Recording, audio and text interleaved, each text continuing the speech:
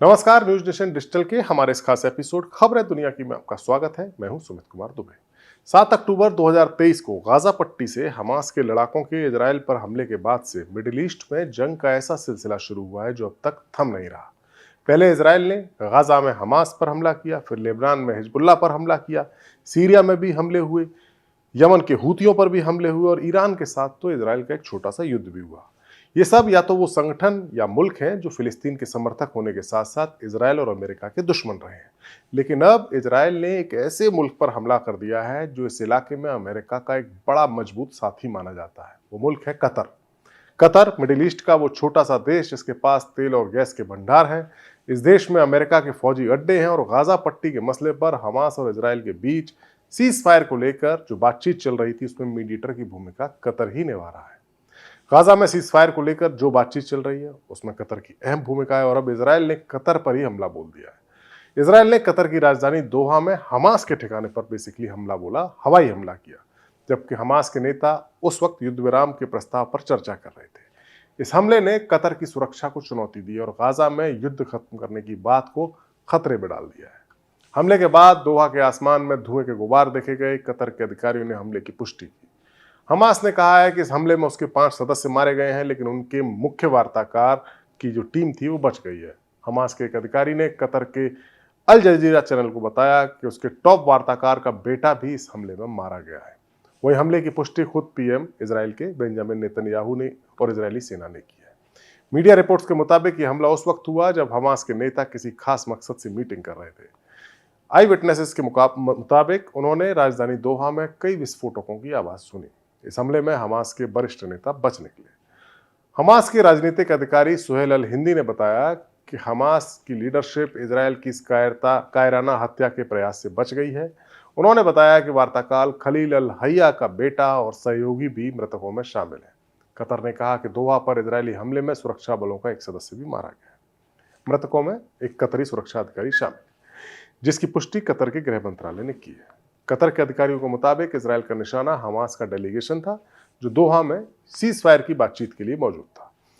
अल थानी जो कतर के चीफ है, उन्होंने इसे आतंकी हमला करार दिया है और इसका मकसद शांति प्रक्रिया को पटरी से उतारना बताया और पूरे इलाके में अराजकता फैलाना बताया।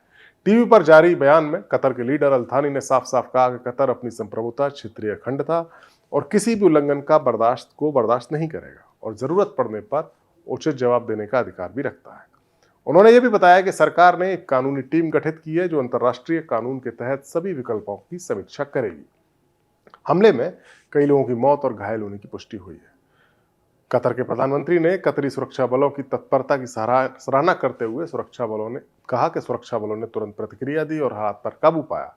इस बीच अमेरिका की ओर से दावा किया गया है कि कतर को पहले ही चेतावनी दी गई थी, मगर अल थानी ने इसे खारिज करते हुए कहा कि अमेरिका का मैसेज और हमले के बीच में करीब 10 मिनट का अंतर था। जब तक संदेश हमारे अधिकारियों तक पहुंचा तब तक धमाके शुरू हो चुके थे। वहीं इजराइल के पीएम बेंजामिन नेतन्याहू और इजराइल कार्ड्स ने एक संयुक्त बयान जारी करते हुए बताया है कि नेतन्याहू की तरफ से सुरक्षा एजेंसियों को हमास के नेताओं को निशाना बनाए जाने की संभावना के लिए तैयार रहने का निर्देश दिया गया था। एक संभावित ऑपरेशनल मौका देखते हुए इस निर्देश को लागू करने का फैसला किया गया, यानी कतर में हमला किया गया। नेतन्याहू ने पूरी जिम्मेदारी लेते हुए कहा है कि इजरायली सेना ने योजना बनाई, अंजाम दिया और पूरी जिम्मेदारी में स्वीकार करता हूं। उन्होंने बताया कि ये फैसला यरूशलेम में सोमवार के हुए हमले में 6 नागरिकों की मौत और गाजा में 4 इजरायली फौजियों की हत्या के बाद लिया गया। इजरायली फौज ने कहा है कि उसने इस ऑपरेशन की सटीक हथियारों के साथ साथ अतिरिक्त खुफिया जानकारी का इसमें उपयोग किया। कतर की धरती पर हुए हमास के डेलीगेशन पर इस हमले के बाद मुस्लिम दुनिया के कई मुल्क कतर के साथ आ गए। पाकिस्तान के पीएम शहबाज शरीफ ने कतर के अमीर शेख तमीम बिन हमद अल थानी से फोन पर बात करके इजराइल के हमले की निंदा की और इसे कतर की संप्रभुता और अंतर्राष्ट्रीय कानून का उल्लंघन बताया और कहा कि पाकिस्तान इस कठिन घड़ी में कतर के साथ मजबूती से खड़ा है और उम्मा की एकजुटता की अपील करता है। वही ईरान के प्रेसिडेंट महमूद पेजेश्कियान ने कहा कि इस इलाके में स्थायी शांति तभी संभव है जब जायनी इकाई यानी यहूदियों का देश यानी इजराइल को कब्जे और हमले का अंत हो।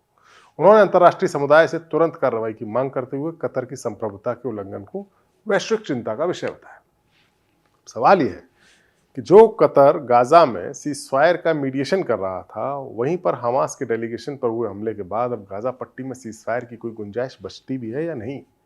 दरअसल ऐसा माना जा रहा है कि इजराइल अब गाजा में सीज़फायर करना चाहता ही नहीं है। अब इजराइल की फौज गाजा सिटी के उस इलाके पर कब्जा करने की तैयारी कर रही है जहां भारी आबादी रहती है और हमास के लड़ाकों के कब्जे में इजरायली बंधकों के मौजूद होने की संभावना है। इजरायली हमलों के चलते गाजा में आम लोगों की भारी मौत हो रही है, कमोबेश अकाल जैसे हालात हैं। पूरी दुनिया का दबाव इजराइल पर है, लेकिन इजराइल ने सीज़फायर के लिए हमास के लड़ाकों से हथियार डालने की ऐसी शर्त रख दी है जिसे हमास मान नहीं रहा। ऐसे में इजराइल अब सीज़फायर की संभावना को खत्म करके भारी हमले कर रहा है और कतर में हुआ हमला उन्हीं कोशिशों की एक नज़ीर सामने लग रहा है। ये दूसरी बात है कि जब युद्ध के दौरान कतर सीधे हमले की चपेट में आया है, दूसरी बार है। कतर अमेरिका का एक प्रमुख गैर नाटो सहयोगी देश है और अल उदैद एयरबेस में 1000 अमेरिकी फौजी कतर में ही मौजूद रहते हैं। पिछले महीनों में इजराइल और ईरान युद्ध के दौरान ये एयरबेस ईरानी मिसाइलों का निशाना बना था। इसके अलावा कतर कई बार अमेरिका की मदद कर चुका है। अफगानिस्तान में अमेरिकी फौजियों की वापसी और तालिबान के काबुल में टेक ओवर की डील को भी कतर ने ही अंजाम दिलाया था। लेकिन अब कतर भी इजराइल के निशाने पर आ गया है। ऐसे में साफ साफ लग रहा है कि गाजा को लेकर इजराइल के इरादे वो नहीं है जो वो दिखा रहा है।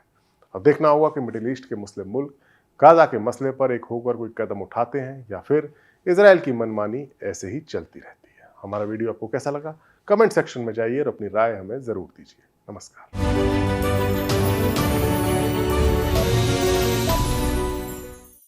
जहाँ भक्ति है हर शब्द में, कथाओं में छुपे हैं दिव्य रहस्य और ज्योतिष देता है जीवन को दिशा। धर्म से जुड़ी हर बातों को जानने के लिए हमारे चैनल स्तुति को सब्सक्राइब करें। चैनल पर जाने के लिए इस लिंक पर क्लिक करें।